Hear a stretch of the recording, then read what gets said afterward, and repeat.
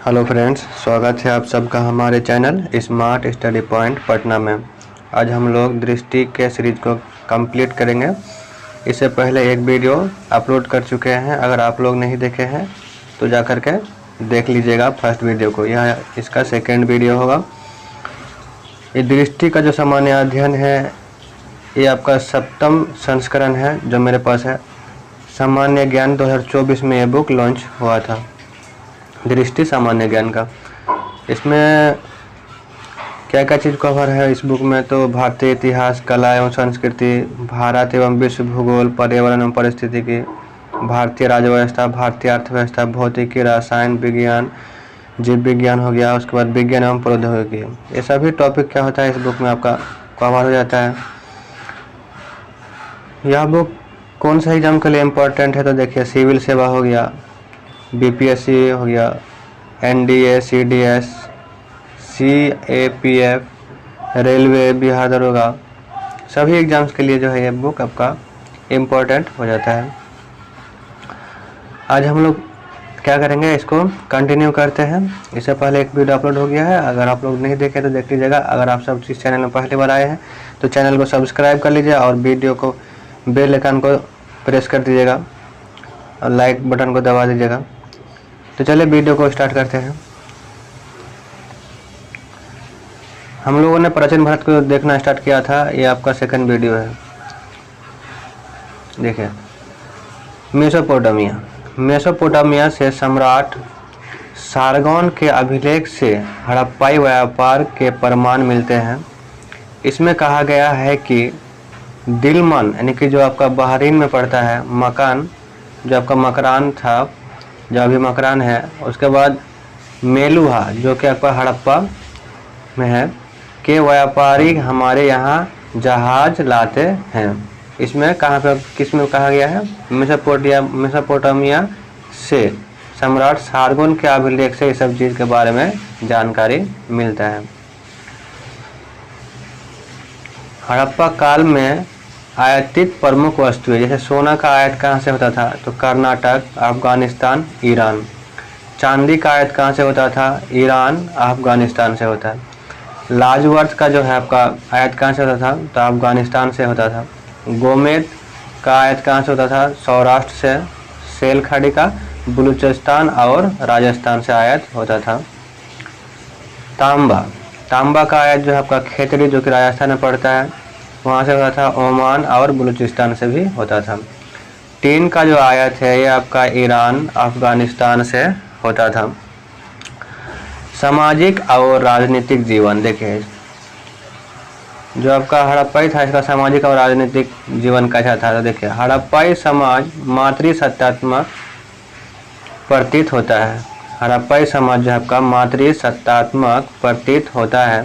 हड़प्पाई राजनीतिक स्वरूप का कोई स्पष्ट ज्ञान हमें नहीं है। संभवतः वणिक समुदाय शासन चलाते थे। वणिक का मतलब होता था व्यापार, ठीक है, वणिक का मतलब व्यापार होता है, और यही लोग क्या करते थे, शासन को चलाते थे। मृतकों के संदर्भ में पूर्ण समाधिकरण, आंशिक समाधिकरण तथा दाह संस्करण तीनों प्रचलित थे। हड़प्पा से जो है आपका RH-37 कब्रिस्तान मिला है। एक क्वेश्चन इम्पोर्टेंट बन जाता है, कई एग्जाम में पूछ चुका है कि आपका जो RH-37 कब्रिस्तान है ये कहाँ से मिला है, तो हड़प्पा से मिला है। लोथल तथा कालीबंगा से युग्मित समाधान प्राप्त हुए हैं। जो आपका लोथल और कालीबंगा है, यहाँ से एक कब्र में जो है आपका दो लाशें प्राप्त हुआ है, यानी कि युग्मित समाधान प्राप्त हुए हैं, जिनसे सती प्रथा के प्रचलन का आभास मिलता है। यानी कि अगर पुरुष मरा है तो उसके साथ पत्नी को भी क्या कर दिया गया है, कब्र में एक साथ डाल दिया गया है, जला करके, आंशिक जला करके फिर कब्र में मतलब उसको डाल देता था। इस तरह से क्या किया गया, वहाँ से युग्मित समाधान का प्रमाण मिला है। धार्मिक मान्यताएं, देखें एक हड़प्पाई मूर्तिका में स्त्री के गर्भ से पौधों को निकलते हुए दिखाया गया है। यह इस बात का प्रमाण है कि हड़प्पाई लोग धरती को उर्वरता की देवी समझते थे। सिंधु सभ्यता में वृक्ष पूजा तथा पशु पूजा का भी प्रचलन था। स्वास्तिक चिन्ह संभवतः हड़प्पा सभ्यता का ही देन है। इंपॉर्टेंट क्वेश्चन बन जाता है कि स्वास्तिक चिन्ह जो है आपका कहाँ का देन है, तो ये संभवतः हड़प्पा सभ्यता का ही आपका देन है। मोहनजोदड़ो से प्राप्त एक मुहर में चित्रित देवता को पशुपति शिव बताया गया है। उनके चारों ओर हाथी, गेंडा, व्याघ्र तथा भैंसा विराजमान था, मतलब उपस्थित है। विराजमान का मतलब उपस्थित था। लोथल और कालीबंगा से अग्नि वेदिकाएं प्राप्त हुई, यानी कि अग्निकुंड जो है ना आपका कहाँ कहाँ से प्राप्त हुआ है, लोथल और कालीबंगा से प्राप्त हुआ है। लिपि, मोहर तथा मृण मूर्तियाँ। देखिए हड़प्पाई लिपि जो था चित्रात्मक था। कैसा था? चित्रात्मक था। यह लिपि दाईं से बाईं ओर लिखी जाती थी। चित्रात्मक ऐसे भाव चित्रात्मक भी कहा जाता है। जब अभिलेख एक से अधिक पंक्ति का होता था तो पहली पंक्ति दाईं से बाईं ओर तथा दूसरी पंक्ति जो है आपका बाईं से दाईं तरफ लिखी जाती थी। इसे ब्रूस्ट्रोफेडन शैली कहा जाता था। क्या कहा जाता? ब्रूस्ट्रोफेडन शैली कहा जाता था। मोहरे जो है ना मुख्यतः वर्गाकार थे और सेल खाड़ी की बनी होती थी। ये जो है ना आपका बिहार पुलिस 2021 में पूछा गया था कि हड़प्पाई जो मोहर है किसका बना होता था? सेल खाड़ी का बना होता था। ये क्वेश्चन पूछा गया है। मोहरे जो है मोहरों में सर्वाधिक संख्या में एक श्रृंगी पशु का अंकित मिलता है। जो आपका मोहर है, मोहरों में क्या है कि सर्वाधिक संख्या में एक श्रृंगी पशु की आकृति मिलती है। मोहनजोदड़ो से एक कांस्य से निर्मित नर्तकी की मूर्ति मिला है। जब का मोहनजोदड़ो है यहाँ से एक कांस्य निर्मित नर्तकी का मूर्ति मिला है।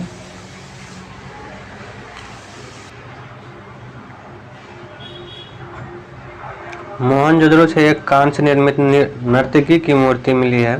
सिंधु प्रदेश से भारी संख्या में आग में पकी मिट्टी की मूर्तिकाएं यानी कि टेराकोटा, ठीक है, जो आपको मूर्ति मिला था ना आग से पकी मिट्टी का, उसे क्या कहा जाता था? टेराकोटा कहा जाता था, प्राप्त हुई है। अभी हम लोग देख लेते हैं। देखिए जो आपका जैसे खोज सिंधु स्थल और उसका खोज करता किस नदी के किनारे कौन सा स्थल है उसको हम लोग देखेंगे। देखिए जैसे हड़प्पा है। हड़प्पा जो है आपका मोंटोगमरी जिला पाकिस्तान में। हड़प्पा कहाँ पे है? मोंटोगमरी जिला पाकिस्तान में है। कौन सा नदी में है? तो रावी नदी के किनारे है। इसकी विशेषता क्या है कि 1826 ईस्वी में सर्वप्रथम चार्ल्स मैसन द्वारा हड़प्पा टीले का उल्लेख किया है। कनिंघम द्वारा 1853 तथा 1873 में सर्वेक्षण किया है और 1921 में दयाराम साहनी द्वारा अन्वेषण तथा 1923-24 में उत्खनन किया गया है। फाइनली जो है इसका खोज उत्खनन किया गया है हड़प्पा का, वो दयाराम साहनी के द्वारा किया गया है। लेकिन उससे पहले आपका कनिंघम हो गया, उसके बाद चार्ल्स मैसन, इन लोगों ने भी क्या किया है हड़प्पा को वहाँ पे इसको चार्ल्स मैसन ने क्या किया था कि उसका टीला को देखा था, ठीक, लेकिन उतना नहीं किया। कनिंघम ने भी क्या किया कि उसका सर्वेक्षण किया। फाइनली जो आपका दयाराम साहनी ने हड़प्पा सभ्यता का उत्खनन किया। अब देखें मोहनजोदड़ो को देख लेते हैं। मोहनजोदड़ो जो है आपका यह लड़काना जिला में है, पाकिस्तान के लड़काना जिला में है, सिंधु प्रांत में, ठीक। कौन सा नदी के किनारे है मोहनजोदड़ो? तो आपका सिंधु नदी के किनारे है। खोज किसने किया है? तो 1922 ईस्वी में राखालदास बनर्जी ने किया है और बाद में जॉन मार्शल के निर्देशन में बृहद स्तर पर उत्खनन हुआ है। अगर पूछेगा कि मोहनजोदड़ो का खोज किसने किया है तो आपको राखालदास बनर्जी ही देता है आंसर में। देखिए चनहुदड़ो जो है आपका, चनहुदड़ो आपका सिंधु प्रांत में है पाकिस्तान में और ये सिंधु नदी पर ही उपस्थित है। देखिए खोज इसका किसने किया है? तो NG मजूमदार ने किया है और उत्खनन मैके ने किया है। कालीबंगा, ठीक है। अब हम लोग देखते हैं कालीबंगा। कालीबंगा जो है आपका हनुमानगढ़ जिला राजस्थान में है। किस नदी के किनारे है? तो घग्गर नदी के किनारे आपका कालीबंगा उपस्थित है। उत्खनन किसने किया था? तो ये बीबी लाल BK थापर ने किया है। कालीबंगा की खोज किसने किया है? बीबी लाल और बीके थापर ने किया है। अब देख लेते हैं हम लोग रंगपुर को। रंगपुर जो है ना आपका अहमदाबाद जिला में गुजरात में है, भादर नदी के किनारे। किस नदी के किनारे है? भादर नदी के किनारे है। प्रारंभिक खुदाई जो है आपका माधव स्वरूप वत्स के द्वारा किया गया है, लेकिन बड़े स्तर पर उत्खनन जो किया गया है एस.आर. राव के द्वारा किया गया है।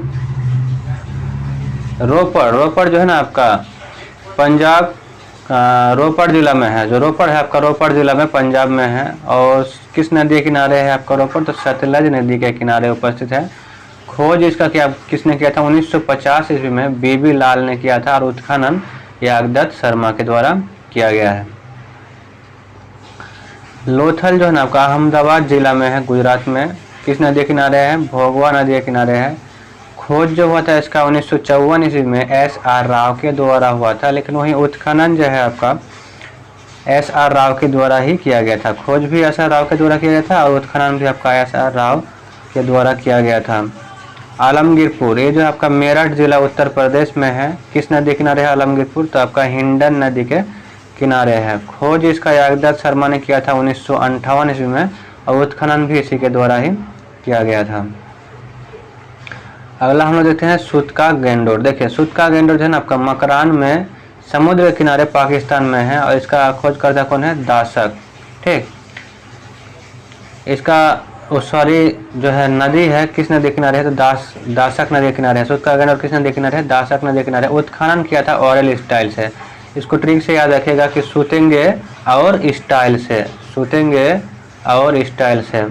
खोजकर्ता कौन है सुतका गेंडोर का? सूतेंगे और स्टाइल से, यानी कि ऑरल स्टाइल जो है सुतका गेंडोर का खोज करता है। सुतका गेंडोर किस नदी किनारे है? दासक नदी के किनारे स्थित है, दासक नदी। चलिए बनावली, अब देखते हैं बनावली को। तो ये फतेहाबाद जिला हरियाणा में स्थित है। बनावली कहाँ पे स्थित है? फतेहाबाद जिला हरियाणा में स्थित है और ये आपका शरावस्ती नदी के किनारे स्थित है। इसका जो उत्खनन किया गया था ना 1974 से 77 के बीच R.S. बिष्ट के द्वारा किया गया था। अब देख लेते हैं हम धौलावीरा जो आपका कच्छ जिला गुजरात में स्थित है। इसका खोज जगपति जोशी के द्वारा किया गया था और इसका उत्खनन जो किया गया था R.S. बिष्ट के द्वारा किया गया था।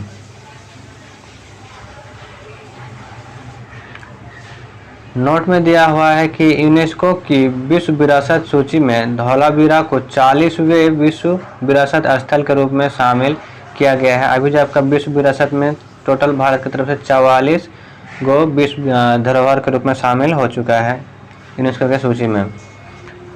देखिए पिगट जो है ना, पिगट ने हड़प्पा एवं मोहनजोदड़ो को एक विस्तृत साम्राज्य की जुड़वा राजधानी कहा है। सिंधु सभ्यता के लोग तलवार से परिचित नहीं थे। सिंधु सभ्यता के विनाश का संभवतः सबसे प्रभावी कारण बाढ़ था। अब देखेंगे हम लोग वैदिक सभ्यता। सिंधु सभ्यता के बाद का जीवन हमें वेदों के माध्यम से पता चलता है, इसलिए इसे वैदिक संस्कृति कहते हैं। चूँकि आर्यों को इस संस्कृति का संस्थापक माना जाता है, इसलिए इसे आर्य संस्कृति भी कहते हैं। यह एक ग्रामीण संस्कृति था। जो आपका हड़प्पा सभ्यता था वह एक नगरीय सभ्यता था और जो आपका वैदिक सभ्यता है यह एक ग्रामीण सभ्यता है, यानी संस्कृति है। मैक्स मूलर ने आर्यों का मूल निवास जो आपका मध्य एशिया को बताया है और वैदिक काल को दो भागों में, एक ऋग वैदिक काल जिसका समय होता है 1500 से लेकर के 1000 ईस्वी पूर्व, तथा उत्तर वैदिक काल जिसका समय है आपका 1000 से लेकर 600 ईस्वी पूर्व में विभाजित किया गया है। अब देखेंगे हम लोग ऋग वैदिक काल को। देखिए तो आपका ऋग वैदिक काल जो है ना आपका 1500 ईस्वी पूर्व से 1000 ईस्वी पूर्व इसका काल है। भारतीय आर्यों के संबंध में प्रथम जानकारी हमें ऋग्वेद से प्राप्त होती है। ऋग्वेद में आर्य शब्द का 36 बार उल्लेख मिलता है। ईरानी भाषा का ग्रंथ जैन अवेस्ता जो था और ऋग्वेद की अनेक बातों में समानता है।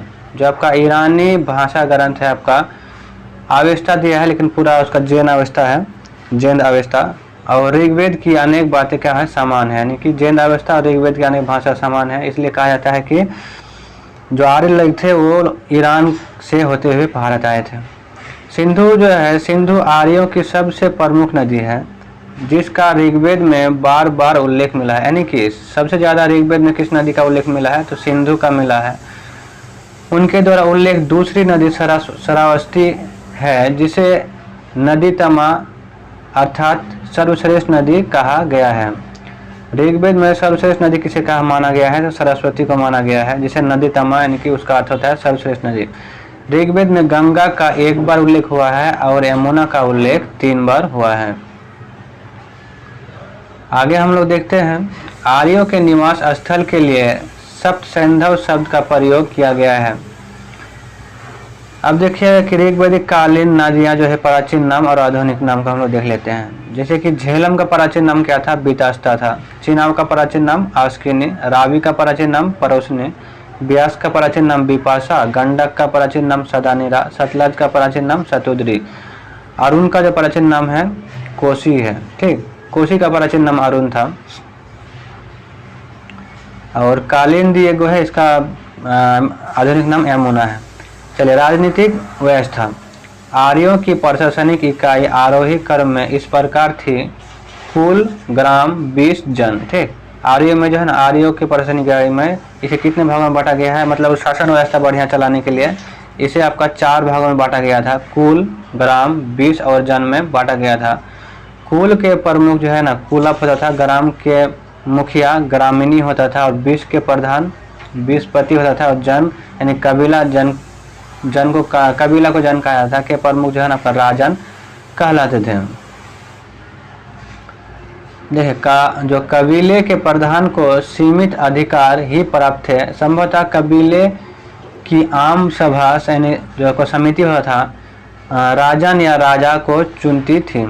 सभा और समिति दोनों ऋग्वैदिक काल की राजनीतिक यानी राजतांत्रिक संस्थाएं मानी जाती है, जो राजा को सलाह देती थी। सभा श्रेष्ठ और संभ्रांत लोगों की संस्था थी, समिति सामान्य लोगों की संस्था थी। जो एक था आपका सभा और एक होता समिति। सभा जो था उच्च लोगों के लिए ये था, समिति था मतलब ये था संस्था था सभा, और समिति जो था आपका निम्न लोगों सामान्य लोगों के लिए संस्था थी। देखिए, स्त्रियां जो है सभा और समितियों में भाग ले सकते थे। आगे हम लोग देख लेते हैं, दैनिक प्रशासन में कुछ अधिकारी राजा की मदद करते थे, जिनमें सेनानी और पुरोहित प्रमुख थे। जनता स्वेच्छा से राजा को उसका अंश देती थी। मतलब जनता था ना स्वेच्छा से कर देता था। ठीक है, उसको जबरदस्ती मतलब उसको थोपा नहीं गया था उस समय कर, क्योंकि उस समय जो है ना राजा के पास ना सैनिक था ना उतना बढ़िया वहाँ का ये देख रेख होता था। तो इस अंश को क्या कहा था? बलि कहा था। जो जनता स्वेच्छा से राजा को कर देता था उसको क्या कहा जाता था? बलि कहा जाता था। ऋग्वेद में चारागाह या बड़े जत्थे के प्रधान को वर्जपति कहा जाता था। ऋग्वेद जो है आपका ऋग्वेद दुर्गपति के लिए पूरब तथा गुप्तचर के लिए अस्पष्ट शब्द का प्रयोग किया गया है। ऋग्वेद में जो है आपका दुर्गपति के लिए पूरब और गुप्तचर के लिए अस्पष्ट शब्द का प्रयोग किया गया है। उग्र नामक अधिकारी अपराधियों को पकड़ने का कार्य करता था। युद्ध में कबीले का नेतृत्व जो है राजा करता था। युद्ध के लिए ऋग्वेद में गविष्टि शब्द का प्रयोग किया गया है, जिसका अर्थ होता है गायों की खोज। देखिए, ऋग्वेद के 7वें मंडल में दशराज युद्ध का उल्लेख है, जो परोसनी रावी नदी के किनारे भारत जन और 10 अन्य जनों के बीच हुआ था। जो आपका दशराज युद्ध हुआ है, दशराग युद्ध, ये आपका परोसनी नदी के किनारे हुआ था। इसका वर्णन आपको 7वां ऋग्वेद के 7वें मंडल में मिलता है। और किसके किसके बीच हुआ था? तो भारत जन वहाँ का राजा था और 10 अन्य जनों के बीच हुआ था, 10 राजा के गुट के बीच हुआ था। इस युद्ध में भारत जन के प्रमुख सुदास की जीत हुई थी। नोट: अथर्ववेद में सभा और समिति को प्रजापति की 2 पुत्रियां कहा गया है। अब देखते हैं सामाजिक वर्गीकरण। जो आपका ऋग्वैदिक काल था, इसका यानी कि आर्यों का सामाजिक वर्गीकरण क्या था? तो ऋग्वेद के 10वें मंडल में पुरुष सूक्त में चतुर्वर्ण का उल्लेख है। इसमें कहा गया है कि ब्राह्मण जो है विराट पुरुष ब्रह्मा के मुख से तथा क्षत्रिय जो है आपका भुजाओं से, वैश्य जांघ से तथा शूद्र पैरों से उत्पन्न हुए हैं। समाज पितृसत्तात्मक था, किंतु महिलाओं की स्थिति भी सम्मानजनक थी। स्त्रियां अपने पति के साथ यज्ञों में आहुति दे सकते थे। समाज की सबसे छोटी इकाई परिवार या कुल थी, जिसका मुखिया पिता होता था, जिसे कुलप कहा जाता था। जैसे कि अभी भी है ना कि घर में जो है सारा निर्णय क्या लेते हैं, पापा ही लेते हैं, उसी तरह से उस समय भी क्या था कि समाज की सबसे छोटी इकाई परिवार या कुल थी, जिसका मुखिया पिता होता था। देखें, नियोग प्रथा जो है, नियोग प्रथा तथा विधवा विवाह का प्रचलन था, किंतु बाल विवाह पर्दा प्रथा का प्रचलन नहीं था। आजीवन अविवाहित रहने वाली महिलाओं को अमाजू कहा जाता है। जो आपका आजीवन अविवाहित रहने वाली महिला को ऋग्वेद में क्या कहा गया है, तो अमाजू कहा गया है। ऋग्वेद में लोप मुद्रा, घोषा, अपाला और विश्ववरा जैसी विदुषी महिलाओं का उल्लेख मिलता है। विदुषी की मतलब जो है ना बहुत बड़ी ज्ञानी थी, लोग शिक्षित महिला थी। देखिए, ऋग्वेद में वनस्पतियों से सोमरस बनाने की विधि का वर्णन है, जो आर्यों का प्रिय पेय पदार्थ है। पूछेगा कि आर्यों का प्रिय पेय पदार्थ क्या था, तो सोमरस था, जो कि वनस्पति से निकाला जाता था। आर्थिक क्रियाकलाप, देखिए, गाय और सांड की अत्यधिक चर्चा के कारण ऋग्वैदिक आर्यों को पशुचारक भी कहा जाता है। गाय का सबसे उत्तम धन माना जाता है, गाय को सबसे उत्तम धन माना जाता था तथा इसे अघन्य यानी कि ना मारे जाने योग्य पशु कहा गया है। घोड़ा एक महत्वपूर्ण पशुधन था। ऋग्वेद आर्यों द्वारा धातु के रूप में सर्वप्रथम तांबे का प्रयोग किया गया था। धार्मिक विकास देख लीजिए, इंद्र जो है आपका ऋग्वैदिक आर्यों के प्रमुख देवता थे। इंद्र पर सर्वाधिक 250 सूक्त हैं तथा इन्हें बादल का देवता माना गया है। अग्नि का दूसरा स्थान है तथा इन पर 200 सूक्त हैं। अग्नि को मनुष्य और देवताओं के बीच मध्यस्थता की भूमिका निभाने वाले देवता के रूप में पूजा जाता था। वरुण भी प्रमुख देवता थे, जो कि ऋतु के नियामक थे। देखिए, ऋग्वेद में प्रमुख देवता के रूप में वर्णन किसका किया गया, इंद्र का किया गया। इसके लिए 250 ऋचाएं का वर्णन किया गया है। दूसरे स्थान पर ऋग्वेद पे किस देवता का है, तो अग्नि का है। इसके लिए 200 ऋचाओं का वर्णन किया गया है। और तीसरे स्थान पर देवता वरुण का उल्लेख है। ठीक, आगे हम लोग देखते हैं। ऋग्वेद में कुछ देवियों का भी उल्लेख है, जैसे कि अदिति और उषा, किंतु ऋग्वैदिक काल में देवियों की प्रमुखता नहीं थी। स्तुति पाठ और याग बलि उपासना की मुख्य रीति थी। इस युग में कर्मकांड का अभाव था। पूषण ऋग्वैदिक काल में पशुओं के देवता थे। जो पूषण था, ये ऋग्वैदिक काल में पशुओं का देवता थे, जो उत्तर वैदिक काल में शूद्रों के देवता हो गए। उत्तर वैदिक काल अब देखेंगे हम लोग 1000 ईस्वी पूर्व से 600 ईस्वी पूर्व तक इसका कार्यकाल है। ऋग्वैदिक काल समाप्त हो गया। अब उत्तर वैदिक को देखते हैं। उत्तर वैदिक काल से संबंधित जानकारी हमें सामवेद, यजुर्वेद, अथर्ववेद, ब्राह्मण ग्रंथ, आरण्यक ग्रंथ और उपनिषद से प्राप्त होता है। देखिए, ऋग्वैदिक काल के बारे में ओनली ऋग्वेद से प्राप्त हुआ है, लेकिन उत्तर वैदिक काल के बारे में आपका जानकारी देखिए सामवेद, यजुर्वेद, अथर्ववेद, ब्राह्मण ग्रंथ, आरण्यक, उपनिषद से प्राप्त हुआ है। इस काल में आर्यजनों का पंजाब से आगे गंगा यमुना से लेकर सदानेरा तक विस्तार हो गया था।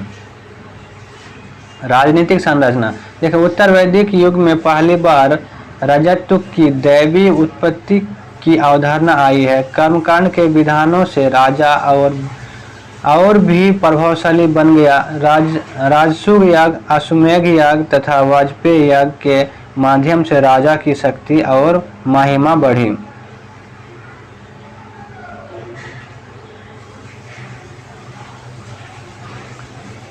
राजाभिषेक के समय राजसूय याग का अनुष्ठान किया जाता था।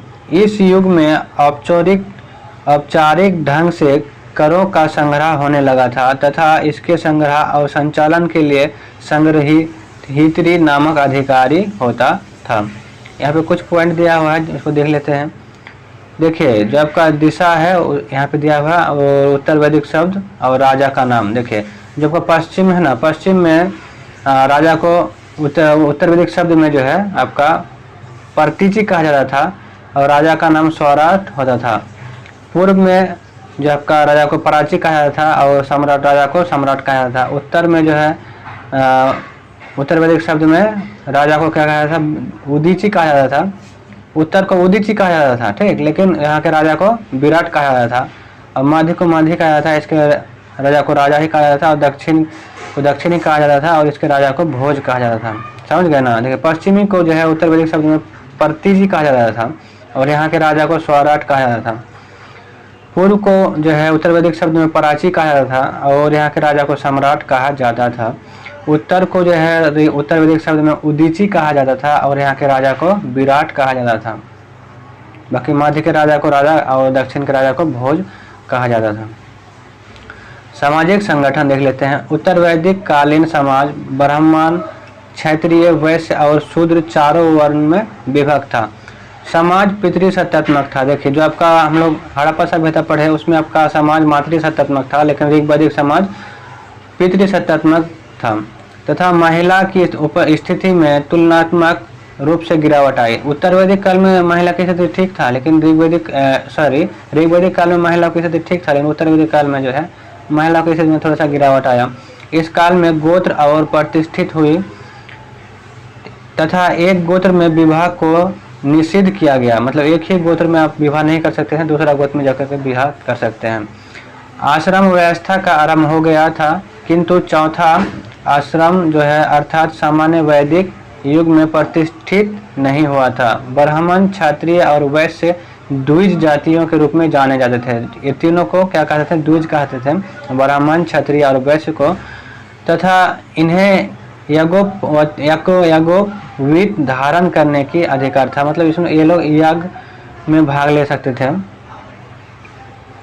आर्थिक जीवन इस काल में कृषि मुख्य पेशा बन गई थी, जिसे लोहे के उपयोग ने प्रोत्साहित किया। लोहे को श्याम आयस कहा गया। जो आपका लोहा है, लोहा की जानकारी उत्तर वैदिक काल में ही मिला है, ठीक है, इसको ध्यान में रखिएगा। लोहा की जानकारी उत्तर वैदिक काल में ही मिला है, लगभग 1000 के आसपास। ये बीपीएससी में क्वेश्चन पूछा गया है, और इसे श्याम आयस कहा गया है। उत्तर वैदिक काल में हल को सिर और कृषि भूमि को सीता कहा जाता था। उत्तर वैदिक लोग जौ के साथ साथ गेहूं और चावल को व्रीहि कहा जाता था भी उपजाने लगे थे।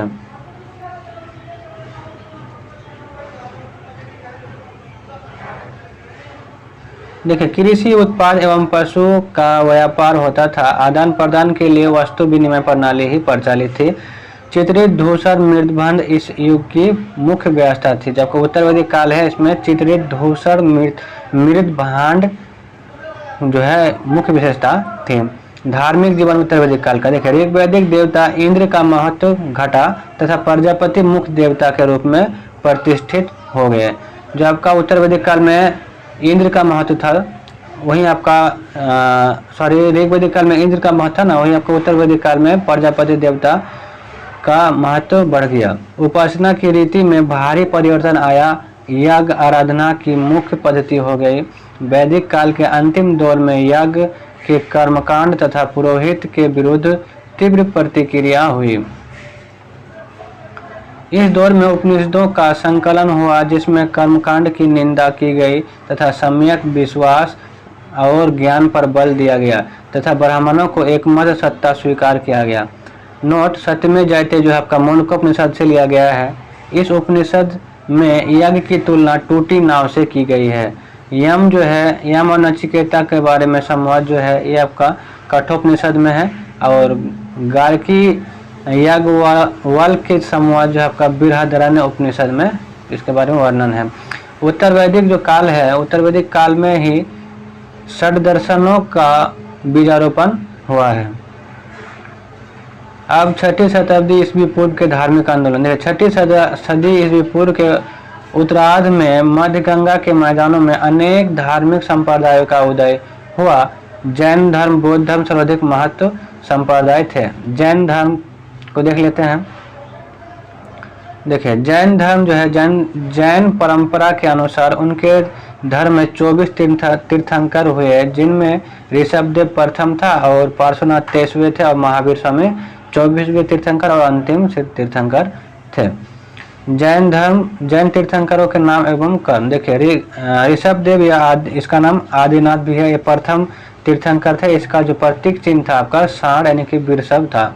अरिष्टनेमी आपका 22वें तीर्थंकर थे, इसका प्रतीक शंख था। पार्श्वनाथ 23वें तीर्थंकर थे, इसका प्रतीक सर्प है। और महावीर 24वें तीर्थंकर हुए, इसका जो आपका प्रतीक है सिंह है।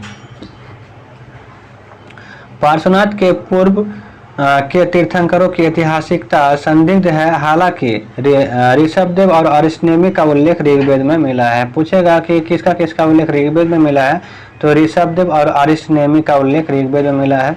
पार्श्वनाथ काशी के इक्ष्वाकु वंशी शासक अशुसेन के पुत्र थे। वर्धमान महावीर का जन्म 540 ईस्वी पूर्व में वैशाली के कुंडग्राम में हुआ। इनके पिता सिद्धार्थ था गायत्री कुल के प्रधान थे। माता त्रिशला लिच्छवी नरेश चेटक की बहन थी। महावीर की पत्नी का नाम यशोदा एवं पुत्र का नाम अनुजा प्रियदर्शनी था। महावीर के बड़े भाई का नाम नंदीवर्धन था।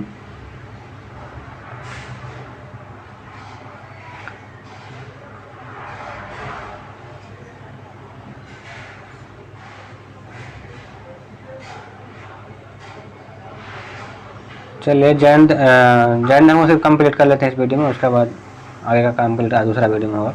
महावीर के 30 वर्ष की अवस्था में गृह त्याग कर दिया और 12 वर्ष की कठिन तपस्या के बाद जो है आपका जिरिम्भिका ग्राम के समीप ऋजुपालिका नदी के तट पर साल वृक्ष के नीचे उन्हें कैवल्य की प्राप्ति हुआ। कैवल्य मतलब ज्ञान की प्राप्ति हुई। ज्ञान प्राप्ति के बाद महावीर कैवलिन जीन यानी विजेता, अर्ह यानी योग और निर्ग्रंथ यानी कि बंधन रहित कहलाए। देखिए जो आपका बौद्ध साहित्य में महावीर को निगंठ नाथपुत कहा गया। महावीर ने अपने उपदेश प्राकृत भाषा में दिया। महावीर के प्रथम अनुयायी जो है आपका जमाता हुआ यानी कि प्रियदर्शनी के जो पति थे जामाली बने। महावीर ने अपने अनुयायियों को 11 गुणों में विभाजित किया तथा प्रत्येक गण को एक एक प्रमुख शिष्य के नेतृत्व में रखा। आर्य जो है सुधर्मा अकेले गंधर्व था जो महावीर की मृत्यु के बाद भी जीवित रहा। जैन धर्म के 5 व्रत थे, अहिंसा यानी कि हिंसा ना करना, और अमृषा यानी झूठ ना बोलना, औचर्य यानी चोरी ना करना, अपरिग्रह यानी संपत्ति अर्जित नहीं करना तथा ब्रह्मचार्य इंद्रिय निग्रह करना यानी कि अपने नज़र पर कंट्रोल रखना। शुरुआत के 4 व्रत पार्श्वनाथ के समय में ही जोड़े गए थे, लेकिन 5वां जो व्रत है महावीर ने जोड़ा है। जो 5वां व्रत का है ब्रह्मचार्य, इसको महावीर ने जोड़ा है। जैन धर्म में मुख्यतः सांसारिक बंधनों से छुटकारा पाने के उपाय बताए गए हैं जो सम्यक ज्ञान, सम्यक ध्यान और सम्यक आचरण से प्राप्त किया जा सकता है। इसे ही जैन त्रिरत्न कहा गया है। उनके अनुसार पूर्व जन्म के कर्म के अनुसार ही किसी का जन्म उच्च या निम्न कुल में होता है। जैन धर्म अनिश्वरवादी था। साम्यवाद या सप्तभांगी न्याय जैन धर्म का महत्वपूर्ण दर्शन है जो ज्ञान की सापेक्षता की बात करता है। कालांतर में जैन धर्म 2 संप्रदायों में बढ़ गया था, श्वेतंबर और दिगंबर। श्वेतंबर लोग श्वेत वस्त्र धारण करता था और दिगंबर लोग नग्न रहता था, कोई वस्त्र धारण नहीं करता था। एक परंपरा के अनुसार महावीर के निर्वाण के 200 वर्ष बाद मगध में भारी अकाल पड़ा। फिर प्राण बचाने बहुत से जैन भद्रबाहु के नेतृत्व में दक्षिण चले गए। किसके नेतृत्व में? भद्रबाहु के नेतृत्व में दक्षिण चले गए। ये दक्षिणी जैन दिगंबर कहलाए तथा जो स्थूल भद्र के नेतृत्व में मगध में ही रह गए श्वेतंबर जैन कहलाए। श्वेतंबर परंपरा के अनुसार 19वें तीर्थंकर मल्लिनाथ स्त्री हैं, जबकि दिगंबर इन्हें पुरुष मानते हैं। प्रथम जैन संगीति पाटलिपुत्र में स्थूल भद्र की अध्यक्षता में संपन्न हुई। एक अन्य जैन संगीति गुजरात के वल्लभी नामक स्थल पर देवर्धि क्षमाश्रावण की अध्यक्षता में 6ठी शताब्दी में संपादित हुई। इसी सम्मेलन में प्राकृत भाषा में जैन ग्रंथों का संकलन हुआ था। जैन जो थे, जैन धर्म का प्राचीनतम साहित्य पूर्व कहलाता है, जिसकी संख्या 14 थी। कालांतर में इसका संकलन आगम के रूप में हुआ, जिसकी संख्या 46 हो गया। प्रमुख जैन ग्रंथों में हेमचंद रचित परिशिष्ट पर्वन और हरिभद्र सूरि रचित अनेकांत विजय इत्यादि महत्वपूर्ण हैं। देखिए अभी जो है आपका बौद्ध धर्म स्टार्ट हो जाएगा, तो बौद्ध धर्म का अगले वीडियो में देखेंगे। जैन धर्म को चंद्रगुप्त मौर्य, महापद्मनाभ और अमोघवर्ष, खारवेल इत्यादि शासकों का संरक्षण प्राप्त था। 468 ईस्वी पूर्व में राजगीर के समीप पावापुरी में मल्ल राजा सृष्टिपाल के राजप्रसाद में महावीर स्वामी का निर्वाण प्राप्त हो गया, यानी कि वो उनका मृत्यु हो गया। तो इस तरह से आज के वीडियो में यहाँ तक करते हैं, छोड़ देते हैं इस वीडियो में। और आगे जो है आपका बौद्ध धर्म से अगला ने तीसरा वीडियो में बौद्ध धर्म से आगे कंटिन्यू करेंगे। तो अगर आप सब इस चैनल में पहली बार आए तो चैनल को सब्सक्राइब कर दीजिएगा और वीडियो को लाइक जरूर कर दीजिएगा, इससे हमको क्या मिलता है, मोटिवेशन मिलता है। तो चलिए वीडियो को यहीं पे एंड करते हैं, फिर मिलते हैं नेक्स्ट वीडियो में।